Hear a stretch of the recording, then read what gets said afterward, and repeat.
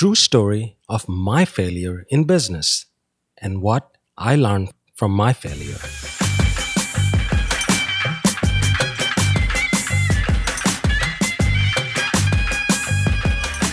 Welcome to the one and only Gas Station Business 101 podcast, where you can learn all the secrets about how to start and operate a gas station business successfully and make money. This podcast is brought to you by the good folks at GSB Academy Publishing Company. And now, here is your host, Shabir Hossain.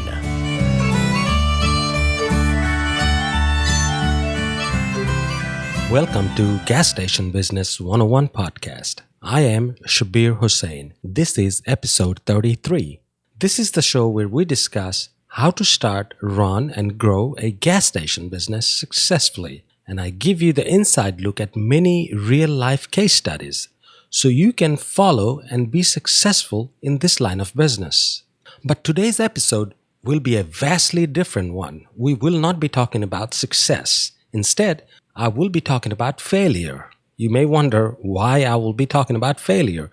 Because I think every time we fail in something, we learn something from our failure. We have a chance to learn, and if you're willing to learn, you can learn from your mistakes. I'm sure most of you have heard that learn from your own mistakes. And that is exactly what I will be discussing today.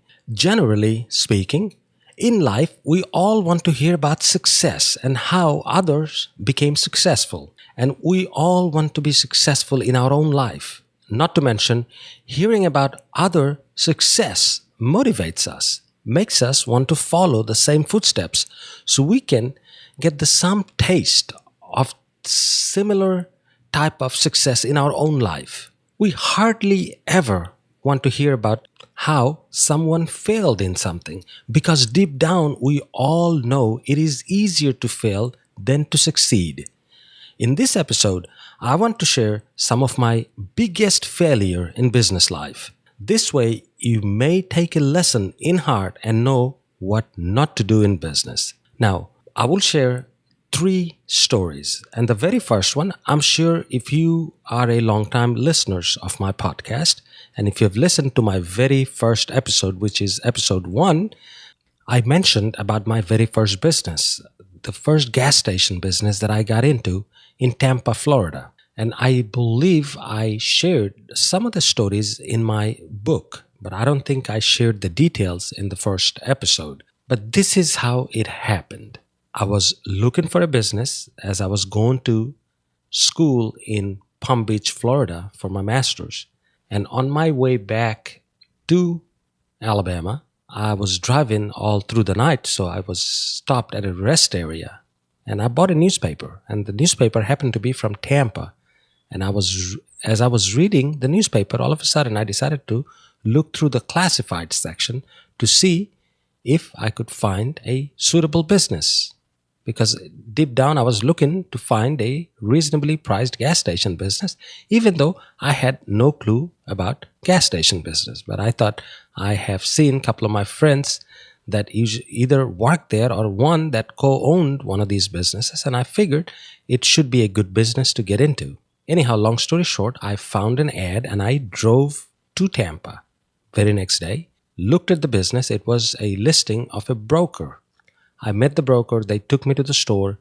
The store looked like a very decent store. It was a pretty big store, about almost 3,000 square footage, with about 4 MPDs, meaning 8 cars can pump at one time. And I believe they were asking right around 50,000 plus inventory at that time. It was a long time ago. And I figured I don't have all the money, but I can get cash advances from my credit card. I can borrow this much, and whatever way I figured. And then I would ask to get financing from the seller.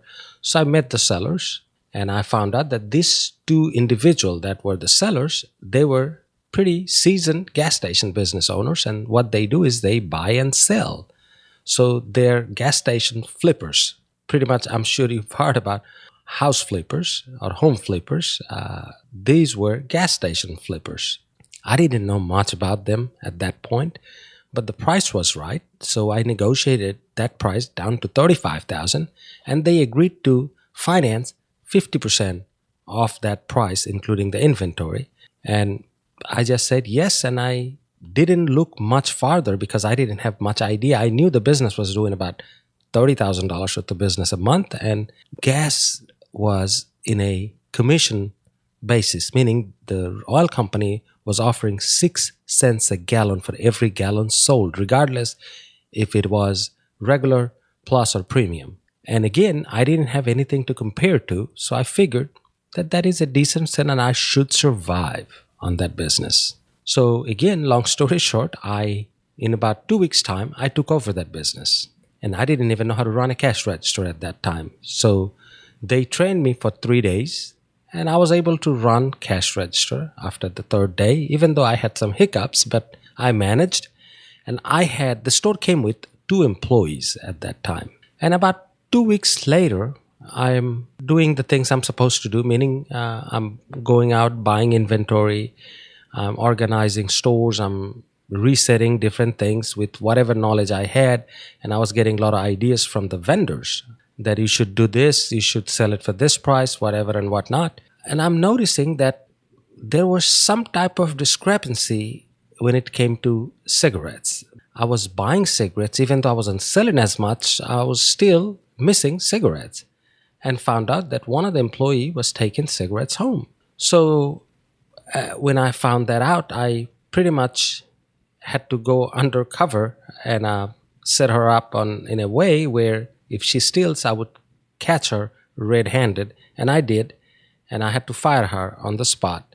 And then it became me and the other employee. And I was working 10 hours and she was working 7 or 6. Whichever the case was, in about 2 weeks' time, she got sick and said she couldn't work anymore.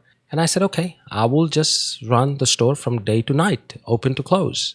So there my journey began.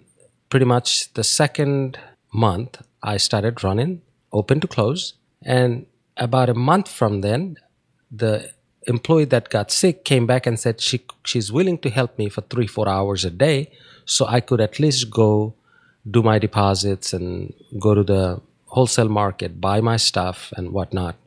Because I was getting somebody to sit in the store for 2 hours in the slow time, and I was paying quite a bit of money for babysitting the store while I go finish my course. But from the third month and on, I started noticing that I didn't have any money. Even though I was working open to close, I didn't have much of a payroll to pay anybody.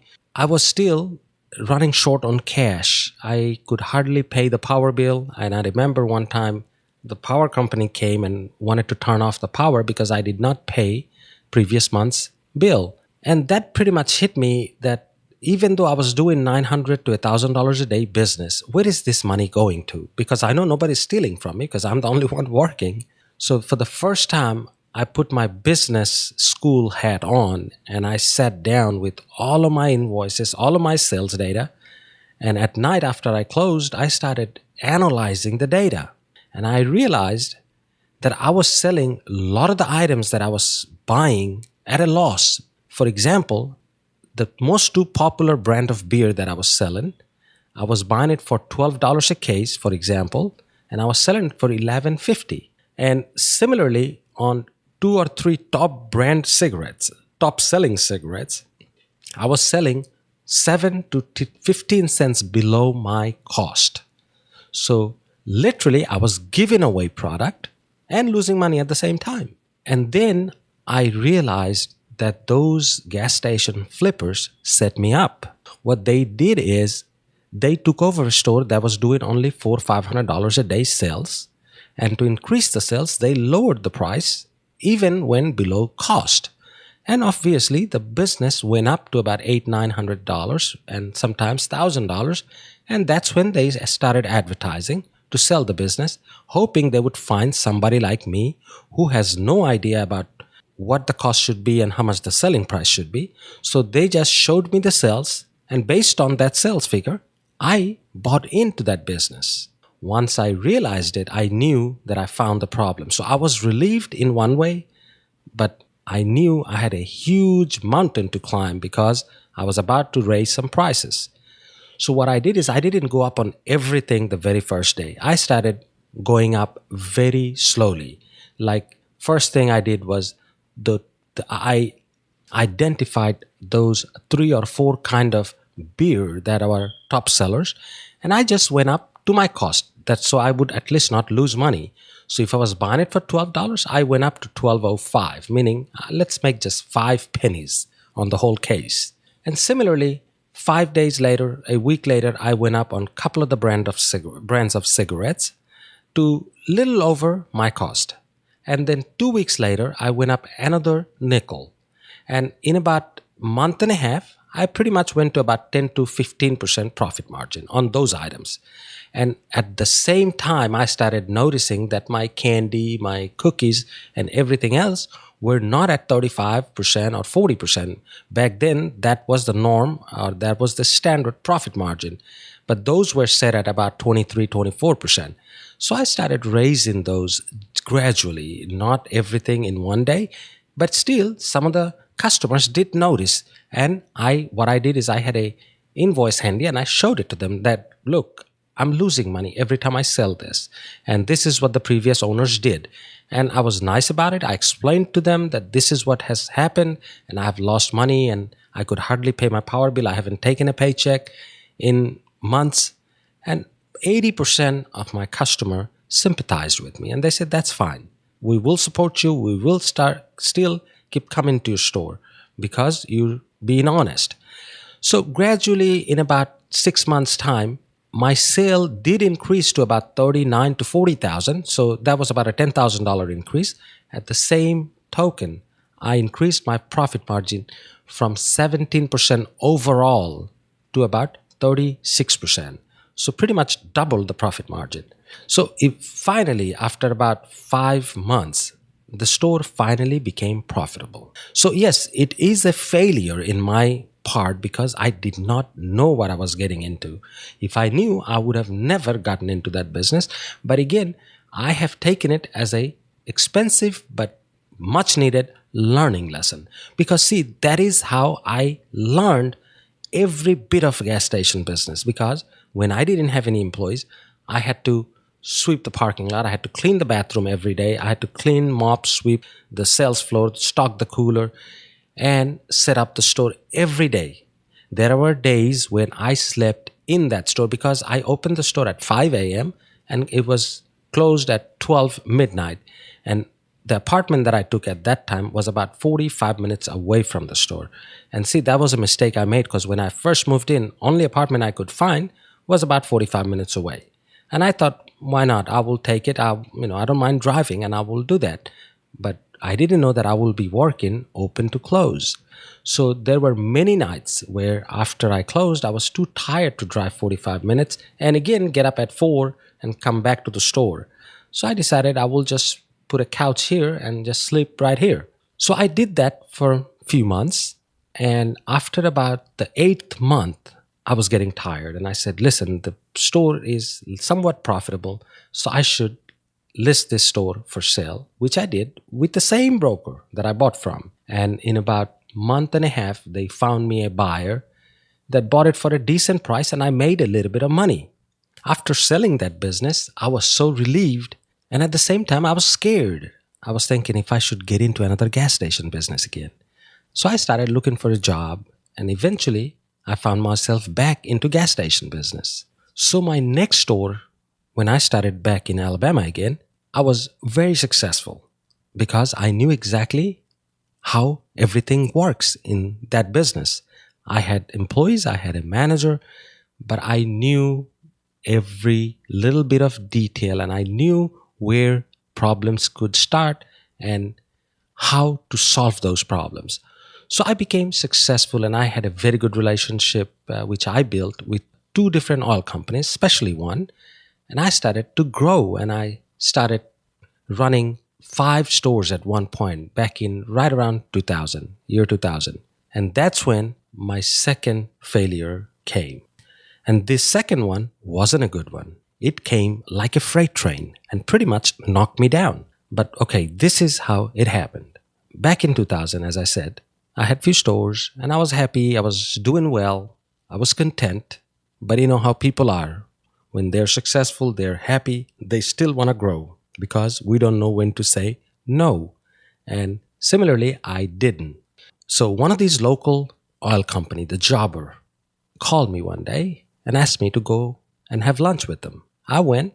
We had a decent lunch, and that's when they told me that there was a good opportunity in Montgomery, Alabama, which is about 2 hours away from us. The deal was that there was a nationally branded truck stop they were getting out of Alabama. Reason, they were merging with another national brand company.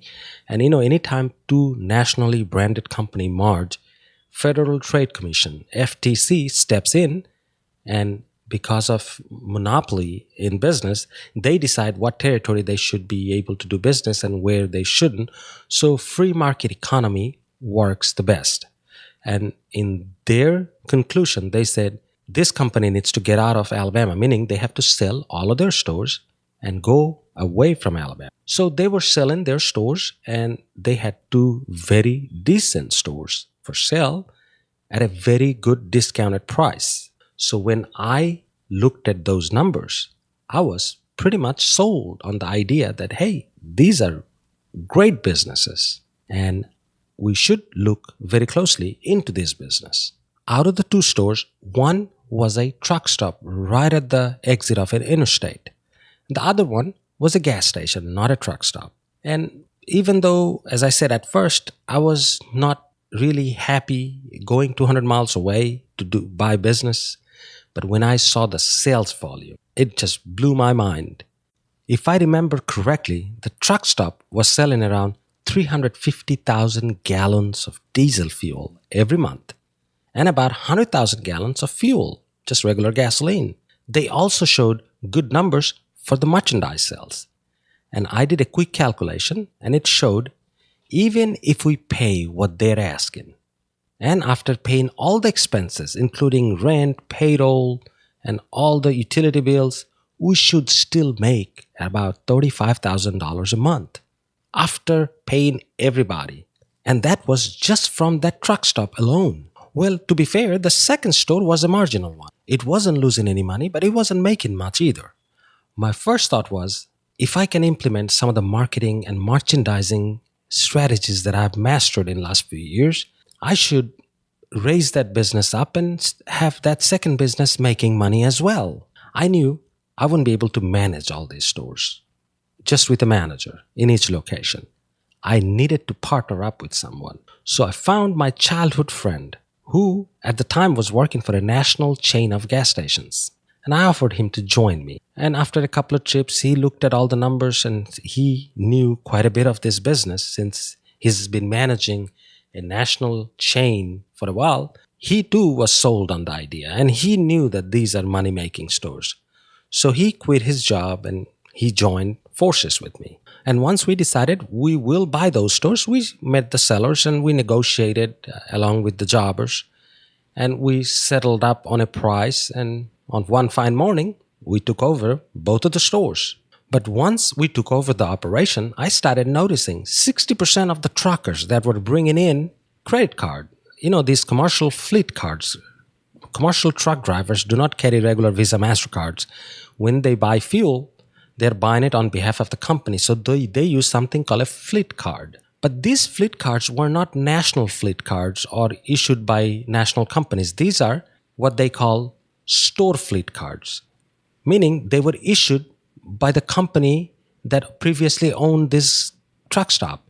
So these are company issued fleet cards. And we were unable to accept and process those cards because those cards were issued by the previous company, the seller. See, these are the details I missed out at the time of due diligence because I was still new to gas station business. It's only been 6 years that I've been doing that.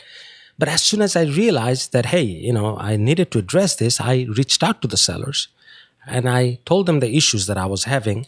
And I asked them if they could give me a list of these customers, this customer base that they have this in-house credit with, so I can offer them similar deals. And in about a week, they did send me a list of names and addresses and phone numbers of 87 trucking companies that were their customers. And immediately I sat down with my accountant, with my CPA, and we figured out a way to open up in-house charge accounts similar to what they had, which was instead of having a fleet card, we would open them accounts with a unique account number, and that would be attached to the driver's ID. So every time the driver would show up, we would match their ID with the account number, and we would allow them to charge. But for this idea to work, every company has to sign an agreement with my company, agreeing to accepting our credit offer. If not, I know if one of them defaulted on their payment, I would have no way of collecting if I didn't have a signed agreement with that company. So first step, we called every company and told them that we're about to offer them the same deal, in-house credit account, but with a better term. They were getting 30 days to pay. We're offering them 45 days to pay. So we're just making the deal sweeter. And after that, we drafted the letters and we sent every company an overnight mail with that package. Simply, whatever we're offering, the deal was explained out in plain English with a letter that has a place for the owner or the manager to sign agreeing to our terms of credit. And they were supposed to send it back to us. We even put a return addressed envelope inside that package, so they would have no problem just signing it, put it into that envelope, sending it back to us. And once we would receive it, we know we're good to go with their credits. But sadly, in next 2 weeks, I only received 7 signed agreement out of the 87 that I sent out. I waited another week and received 6 more, and that's it. Then I got on the phone. Once again, I started to call every company that didn't return the signed agreement. And after about 5 calls, one of the ladies from a big trucking company's accounting department broke the news to me. She said that around the same time when I was sending them this deal, they also received a letter from my seller, the previous trucking company that sold us the store, telling them that their drivers can go to another truck stop 2 miles from us, which has a different brand name, but since they just reached an agreement to share credit accounts with that other company, now these in-house credit accounts should be accepted at this other company's location because they have this trade agreement now that they just made in the last week and a half or so. I was spellbound. I was shell-shocked and angry all at the same time. I called the seller's office and talked to one of their district manager, even one of their legal department people, and I notified them of this unethical business practice and asked them to stop immediately, but nothing happened. In the meantime, the very first month we took over, our diesel volume went from 350,000 gallons to 275,000 gallons and was declining at a steady pace. With the help of the oil company that helped us get into this business, we again reached out to the sellers. And this time we had 2 attorneys, 2 lawyers that represented us. But again, after about $11,000 in attorney's fees, I found out there was not much of a legal action that we could take against them, as there was no such agreement between us and the seller to transfer their credit card-based clients. Now, let's fast forward 6 months. Our sales went down to 75,000 gallons diesel fuel compared to 350,000 when we took over, and about 40,000 gallons in gasoline gallons. Again, that was 100,000. So we dropped 60% sales just in gasoline, while the inside merchandise sales just dropped to half of what we were doing the month we took over. As of the second store, it was doing a little better than before, but the loss we were taking in each month at the truck stop was climbing into the tens of thousands of dollars, and I knew we won't survive much longer. After that, with the help of the same oil company, the jobber, that helped us get into this business, we were finally able to find a group of buyers from out of state who were willing to take over the whole entire operation at a 60% discount on the rent, and as long as we finance all the merchandise that's in the store. So they were literally walking into this business with zero cash. And we were desperate. And I think they knew that we were desperate. So we agreed to their offer and they came in. They took over. So after about 9 months, we lost little over $150,000 cash money out of our pocket, not counting the price we paid to buy those locations. By the time we got out, my partners and I have lost all our savings. And one of my partner even had to file for bankruptcy protection. But just 10 months ago, he had a very good life. He was the area manager of a big corporation. He had a company car, had a house, making good money. But following my bad advice, he lost everything. Even though I lost pretty much all my savings, but I feel personally responsible. And I should, because I should have done more research, more due diligence. I should have known better. So it was entirely my fault. But one good news is, after all this disaster, he didn't go back to his job. Instead, he moved to Mobile, to our city, and became a partner in my other businesses. And finally, we're able to get things back in normal just in 2 years. The lessons I learned from that mistake: number one, if it is too good to be true, it probably is.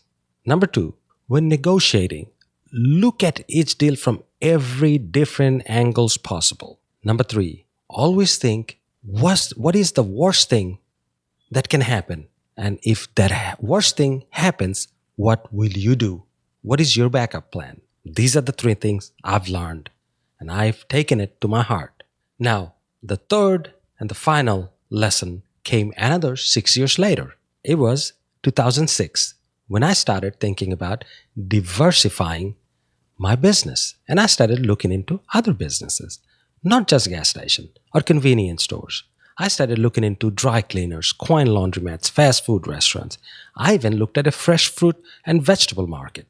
Every business I looked at, I asked for their financials and then analyzed them. So for 3 months, I was gathering up this sales data, this information, this demographic information, because every store I looked at, if they gave me some information, I gathered 10 times more by doing my own research. I was being careful so I don't make the same mistake I made 6 years ago. But after doing all that research, I was turning down most of what I found, other than one fast food sandwich shop called Quiznos. And I'm sure some of you may know the name. Some of you may have eaten in one of those Quiznos. But this was the only Quiznos in our city. I never ate at a Quiznos till I found this one for sale. At my first visit, I was impressed with their food quality. But I was more impressed with the sales number. And most times, if you ever find a franchise restaurant for sale, you will see they have a very good bookkeeping system that is hard to fake. As every day, all the sales data gets pulled from the register and goes directly to the home office. The home office meaning the Quiznos franchise headquarters. Or if it is a Subway or any other restaurant, all the sales data gets pulled. So you cannot fake or hide sales because they get royalty from that sales. So they want to make sure that they're getting the real sales so they can charge you the real franchise percentage on the sales. Since I knew that it was hard to fudge or fake the sales numbers, I started analyzing other things, the demographics, how is the area, how are the customers, how are the workers. I spent a couple of weeks just looking through, talking to people, asking random people how they feel about Quiznos, if they like the food, if there is anything. I told them that I was doing a survey. But anyway, after every research that I've done, everything came back positive. And the asking price was $180,000. To me, that was a very reasonable price because I knew that the business was generating about $6,000 profit each month. And to me, that was a good investment for that money. But I negotiated with the seller and I bought the business with a loan from a local bank at a very good rate. Not a bad deal at all. Unlike the disasters we faced 6 years ago, this time in just 3 months, with some of my marketing efforts, the sales increased by 33%, which according to Quiznos Corporation was not seen often. So some of the big bosses, including the CEO of the company, came and met me for lunch to tell me thank you and to say that he was proud of this store. Then in one of the meetings with that CEO, in front of a lot of people, he asked me why and how I increased the sales like I did. He wanted me to share my stories so he can note it all down, and every meeting he would have with other franchisees, he would bring my name as a reference to tell everybody how I have increased sales so they can follow the same marketing tools and increase their own sales. So you can tell I was a proud owner and I was a very happy person because I was making money and I was being rewarded for it. For the next 1 year, I was enjoying the huge increase in business. Things were just booming. Then in one meeting, Quiznos asked me if I was interested in more stores. Seeing what I saw back then, I readily agreed and said, yes, I want to open more locations. Then I went and talked to my banker. And they were happy to hear I was going to grow because they told me loan will not be an issue for me. So I went ahead and signed up for 2 new locations. We picked 2 locations. One is in a brand new outdoor mall and one in heart of downtown. And we saw some raw numbers from traffic count, from different research that Quiznos does or did back then. Everything showed that the stores would do minimum $50,000 sales a month. And those are very good numbers for fast food. And then I went to the bank, submitted my paperwork, including a very well-written business plan that I wrote myself. And bank readily approved 2 loans for these 2 new locations. But these locations would cost more than $180,000. The budget was one would cost about $260,000, the other one about $285,000. After the loan was approved, I hired a licensed contractor that was approved by Quiznos because all he did back then was build Quiznos. So I hired him, gave him the okay, allocated the money. He started working. He started constructing those 2 Quiznos. Right around that time, Quiznos offered me a closed down location in South Mississippi, right in Gulfport, Mississippi.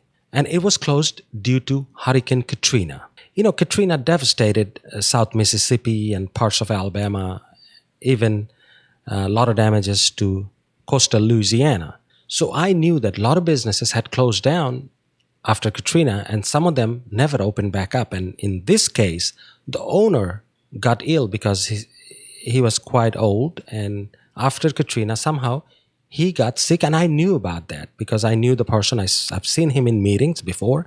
So I knew it was a legitimate thing that they were telling me. And they showed me numbers. Before Katrina, this store was doing about $55,000 a month. And it was a bargain. I could take over the store for only $40,000 or something similar to that. And I had a friend in New Orleans who was running a Quiznos in Biloxi, Mississippi, which was only 10 miles away from Gulfport. So I partnered with him. I told him that, hey, if you run the store, we'll go 50-50 and we'll have the store. He agreed, and we took over that store. And we started promoting the store and working hard at it. I would go, there's something called local area marketing. So I would spend hours just going to different businesses, going to different places, and notifying everybody that, hey, we just opened the Quiznos back up. So if you come visit us, you'll have 10% off or 15% off, and we'll drop off coupons. And we'll offer the new menu and say, for next 5 visits, you will have 10% off every time you come, and things of that nature. So at first, the business showed some sign of success, meaning it wasn't doing $50,000, but it was getting to be, from starting at $25,000, it was going to $30,000, $35,000 at one point, from the second or the third month, I believe. And right around that time, I found out that Quiznos Corporation itself was going through quite a bit of issues themselves, because by then, they changed their CEO twice already in 1 year. And they were facing few lawsuits from franchisees. And they were also having a lot of internal management issues and financial crisis. Because any franchise fast food that you buy, you will pay certain percentages in royalty and certain percentage, about 2% in our case, for national advertising fee, national and local. So 1% would go to advertisement through national TV channels like Discovery Channels, TLC, and those type of advertising. And another 1% would be your local newspaper or local other type of, let's say if you have a local Fox News channel or NBC channel, they will put some advertisement in your local channel or in the newspaper or both. And I started noticing that when I should see some advertisement every month, 3 months go by, I don't see anything, but I was still paying the fees. That's when I realized that they're in trouble and they're trying to get us in trouble.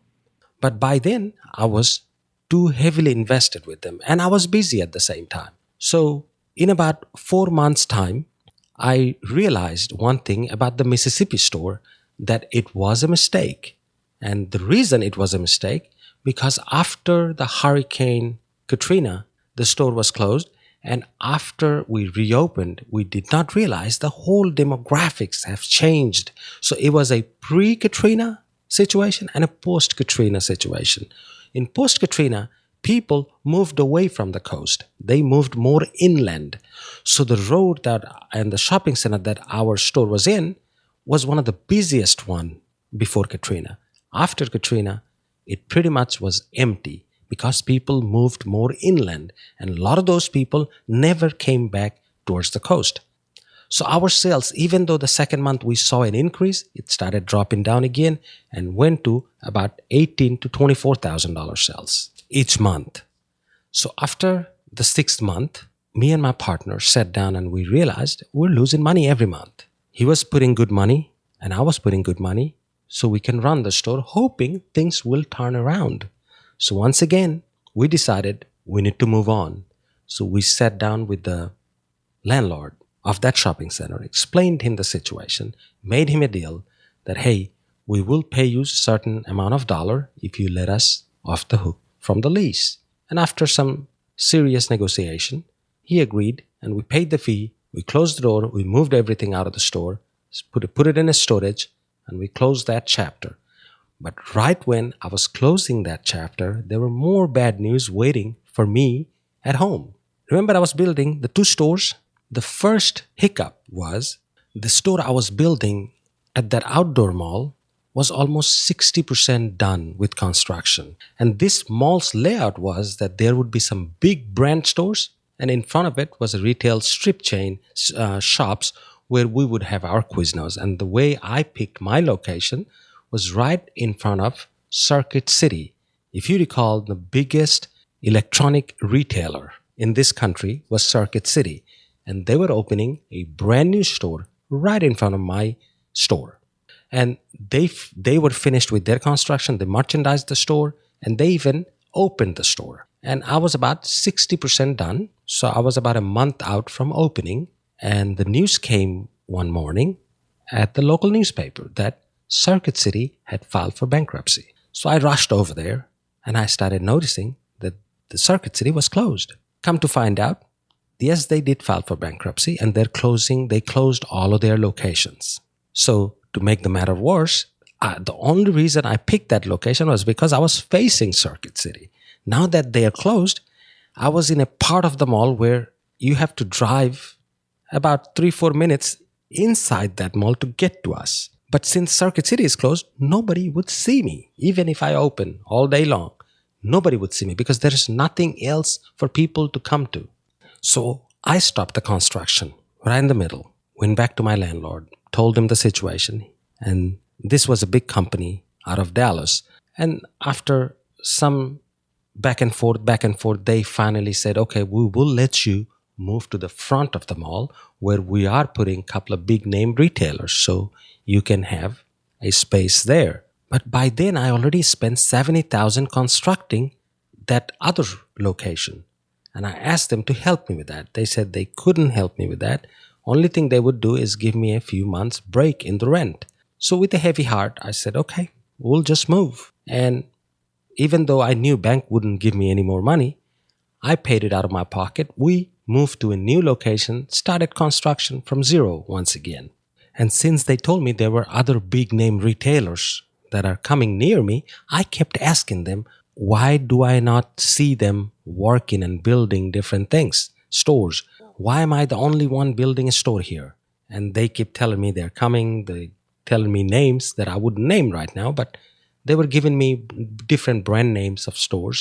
And I finally saw one that was opening up. But right around that time, this was 2008, and the worst economic recession that US has ever faced after the early 40s was now, back in 2008. And again, I was done with construction, and I found out that most of the retailers that were supposed to come next to me or in front of me, 80% of them backed out of their deal. But again, sadly, I was done building my store. So I had no choice but to go forward and open the store, knowing that not very many people will come to this mall because there are only 5 stores in that almost a square mile of outdoor mall. So I opened knowing I would fail. Now, you may wonder, why would I open knowing I would fail? Because I had a bank loan to pay. And I knew bank was enforcing that I would open the store because they gave me a loan to open and operate a business. Now, if I didn't open, the loan would be default and that would become due immediately. So only choice I had was to open the store. So what I did is I opened the store with very limited staff because I knew the store wasn't going to be busy. But I decided to dedicate all my time in that store so I can market that store. So 5 days a week, I went every morning, filled up my car with coupons and different things, and went door to door, houses, apartments, offices, businesses, and met individually every person that I could find, handed them a coupon, explained to them that I was open, and this is one of the best sandwiches that they can ever try, and hoping they would come visit me. Then I invested more money into local TV stations because Quiznos wasn't running any more ads on the TV. So I started doing it on my own. I partnered with a local media company and I started running ads. Then I took a spot on the local newspaper on the very front page and I ran ads there as well and some of the free publications. So I was doing all the marketing I could do, and the store never even reached over $900 sales a day. It was heartbreaking for me. In all of these bad news, the only good thing going for me was my very first Quiznos. I wasn't doing that huge sales anymore because the recession has took about 30% of that business as well. But I was still surviving. I was making a little bit of money out of that store. So that was the only light in my life at that moment. As for the downtown store, it was barely surviving on its own. It too never reached 50% of its projected sales figure. I knew I was sinking, but I wasn't sure how fast. Fast forward again to 2011, I ended up closing the mall location. Just 2 years after opening, I still kept my first store and the downtown store open. But then I read the news that the Carnival cruise line was moving away from Mobile. It was a big news for me because most of the cruise ship passengers were staying within 2 blocks of my restaurant in downtown. See, we gained Carnival Cruise Line after Katrina because New Orleans was such a devastation that cruise liner moved to the nearest port, which was Mobile Port, and they were operating out of Mobile for a few years, and we thought they were there permanently. Once they left, our sales in downtown store went down about 25% and put us in the red all the way. By then, I had no extra money to add to these businesses.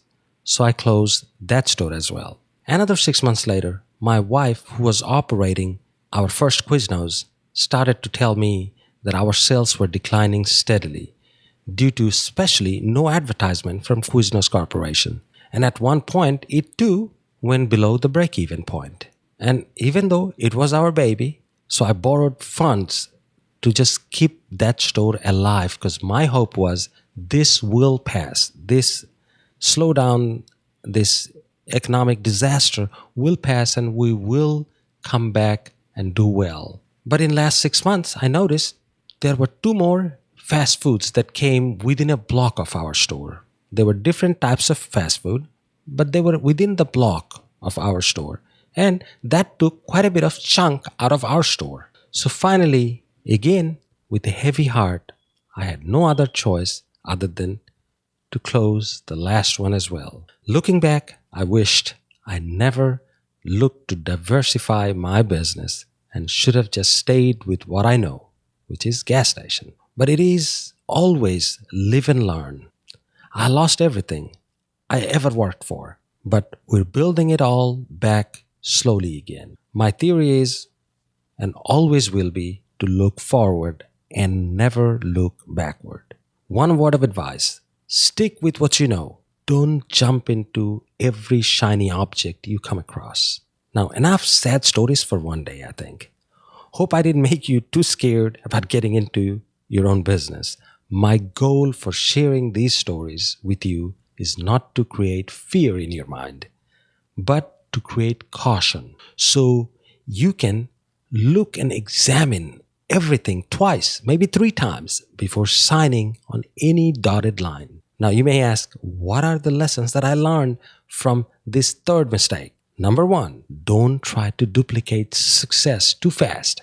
See, I was doing well on the first store. I wanted to duplicate that. I wanted to triplicate that. So I moved too fast. Number 2, don't bite off more than you can chew. Happened exactly that way to me.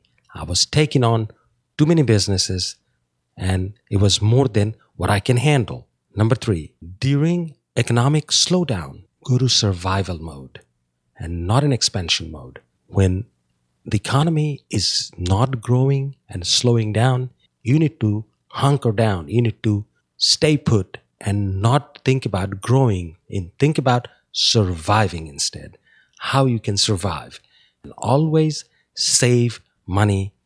So you know if you lose for 3-4 months at a time, you don't go under. You will pay out of your pocket, because if you know it's only a 3 or 4 months recession or any type of slowdown due to some construction barrier, due to whatever the case may be, if you know you need to just get by for next 3 or 4 months and then things will get better again, yes, save money for the rainy days. And this way you will come out ahead and as a winner. Okay, time to talk about a book. I'm still reading this book, and this one is called The Coaching Habit. Say less, ask more, and change the way you lead forever by Michael Steiner. I'm little more than halfway through this book now, but so far it is a good read. I believe the name of the book explains it all. Read it and you will thank me for recommending it. Lastly, one humble request. If you enjoy listening to my podcast show, please give me a review on iTunes, as it will help me gain more listeners and reach more people. If you haven't signed up for my newsletter yet, you can do so by going to gasstationbusiness101.com/subscribe, or you can go to my show note and click on that link. You can also join my new Facebook group. And to join, you can either go to my show note and click the link, or you can type shabirhossain.net. And this is a domain that I bought and redirected it to the Facebook group. So it's easier to remember. Just shabirhossain.net, my name.net. The next episode will be about Q&A. This will be our first Q&A episode, and I will be answering few of your email questions along with a survey that I'm running right now in a small business forum. I asked 5 valuable, important questions in that forum for people that are not in gas station business to answer and to see how they view gas station as a good business model. I'm still gathering up all the replies that I'm getting. I will be able to give you a full report of what I find in that survey. So until next time, take good care of yourself, and I will talk to you soon.